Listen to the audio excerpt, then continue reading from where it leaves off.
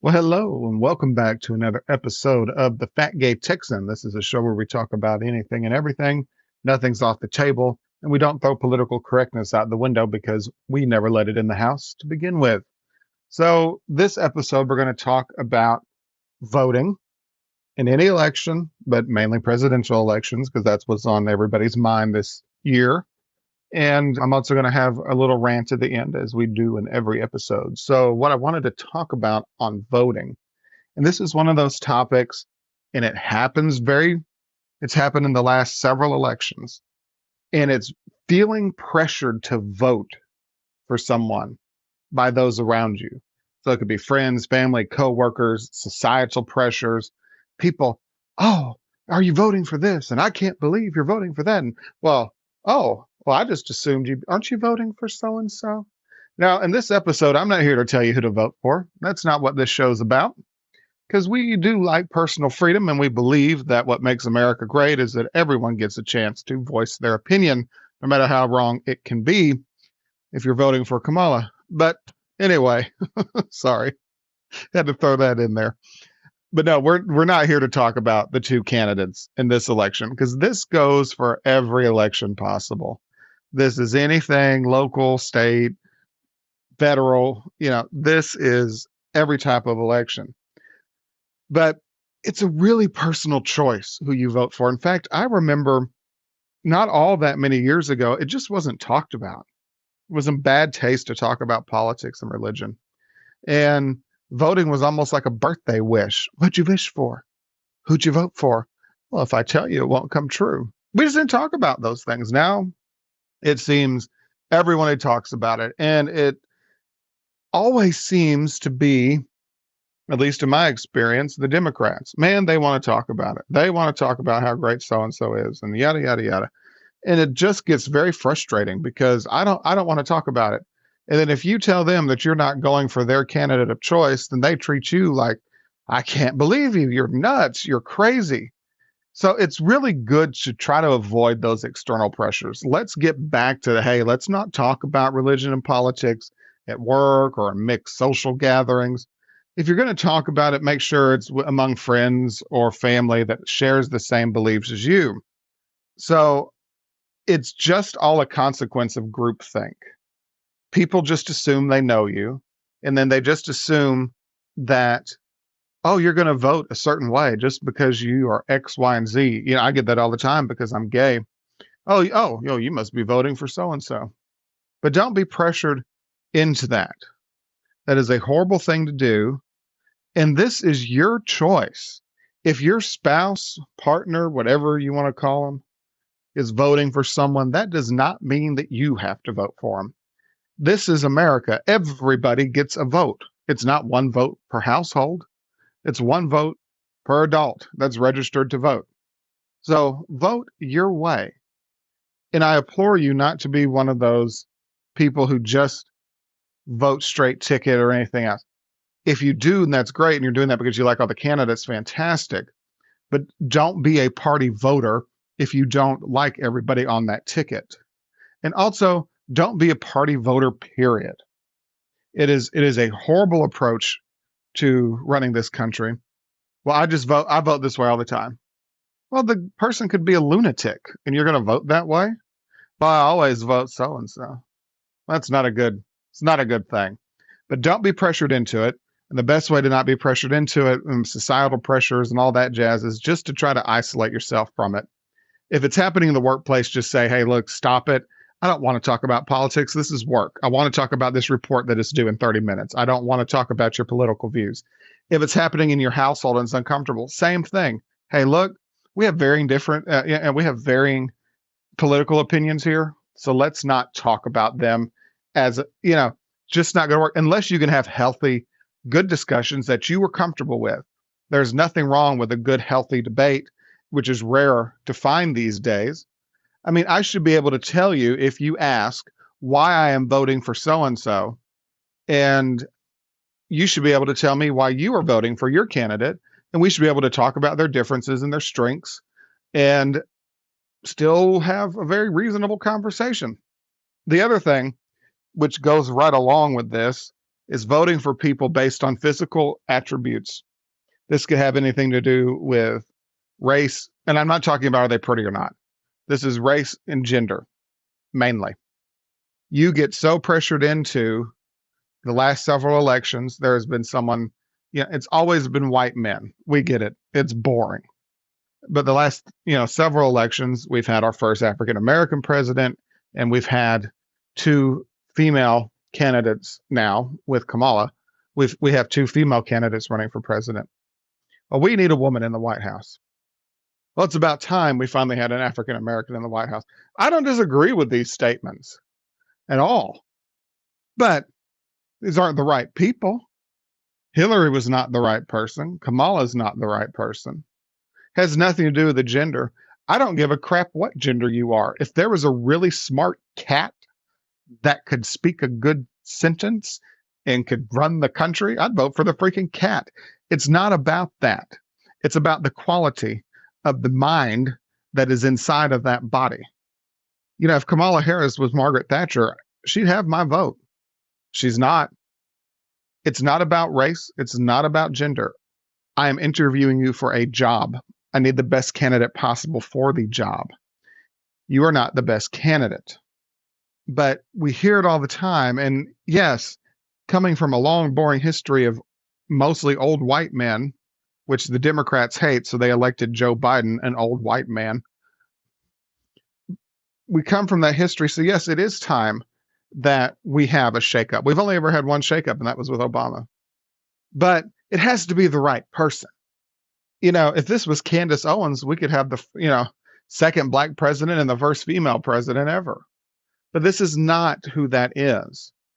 And you will hear it all the time. Well, you're a racist, or you're sexist, or you just don't believe women can do it. Bullshit.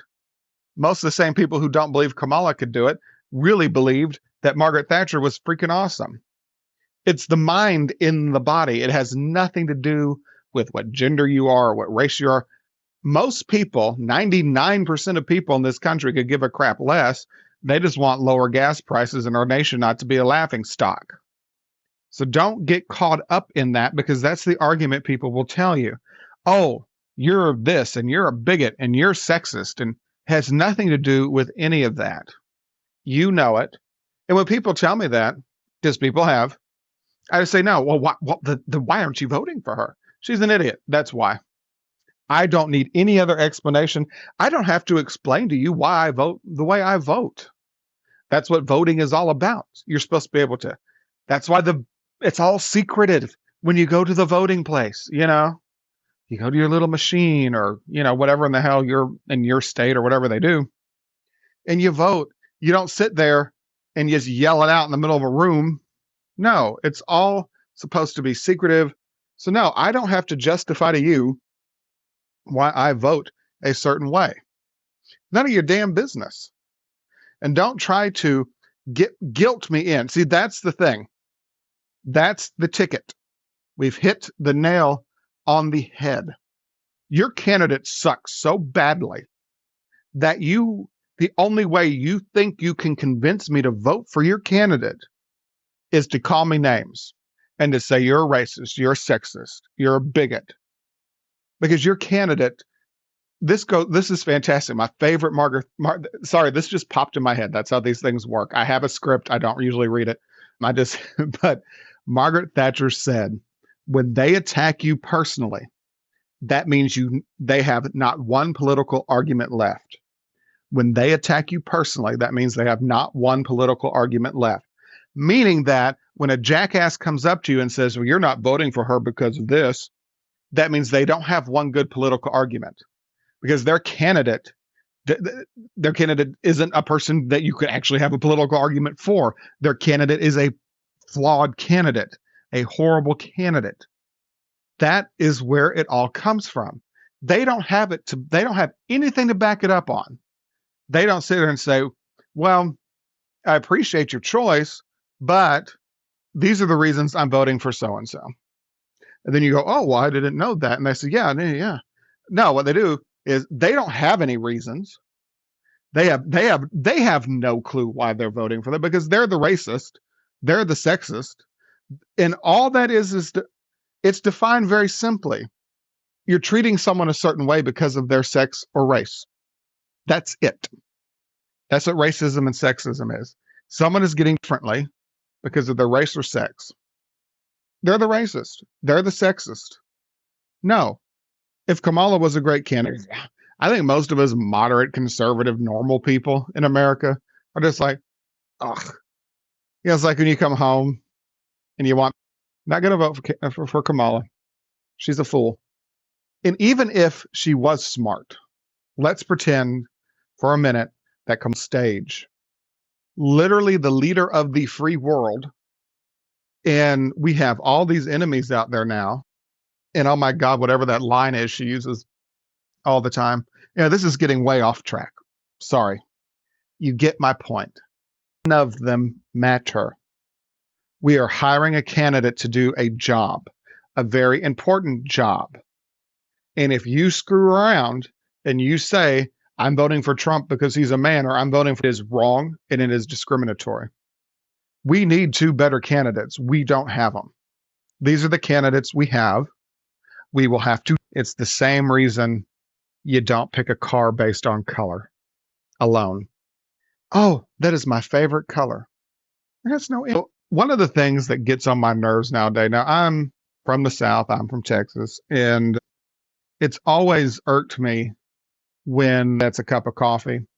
I drink coffee black. I don't put anything in it. It is a personal preference. And it all started from years ago when I worked somewhere. And the kitchen, the employee kitchen, was like literally a quarter of a mile away from where we worked. We could have a coffee pot and we could have a jug of water and we could have all those things in there to make coffee, but we couldn't keep the sugar and the sweeteners and all that because ants would invade that part of the automotive shop. Okay. And I finally just got tired of walking down there, so I started drinking coffee black. But it is really funny when you walk into a place that is not Waffle House or, you know, a local diner of some kind. You walk into Starbucks or you walk into one of those fancy falutin coffee places, you know, they're all over the place, which is hilarious because Starbucks is not doing as great as it used to be. And everybody's like, oh, look, Starbucks is closing. Now it's time for me to open my coffee shop, which is just freaking Starbucks. So you go in and you say, hey, just like a black cup of coffee, please, because you're so thirsty and tired. Uh-huh. What would you like in that cup of coffee? Coffee. Oh. Then they kind of look around, don't they? Look around at their coworkers. Do we have black coffee? Oh, we do. Yeah. It's the stuff you make before you put the things in it. And they treat you like a nut job. And then let's talk about the people who put 500 gallons of shit in their coffee. The people, it's not just cream and sugar. No, it's caramel. It's whipped cream. It's chocolate. It's cinnamon. It's basically a fucking coffee shake at this point by the time you're done. It is an ice cream shake flavored lightly with coffee. It is such a pale shade of tan, it looks like my legs when I don't ever let them see the sun. Okay? And you spend hundreds of dollars a year on these stupid coffees. They are horrible for you. Coffee, see, well, the coffee's good for you. It has benefits, but that's like putting a piece of celery and using that as your ice cream spoon.